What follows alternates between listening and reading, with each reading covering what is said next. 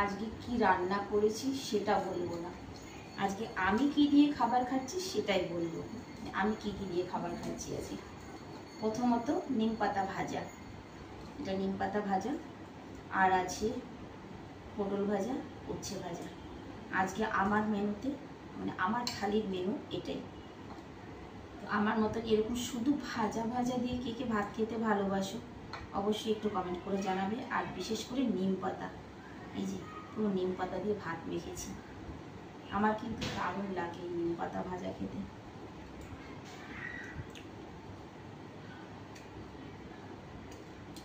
প্রথমবারটা একটু হয়তো তিতো লাগে, তারপরে আর লাগে না।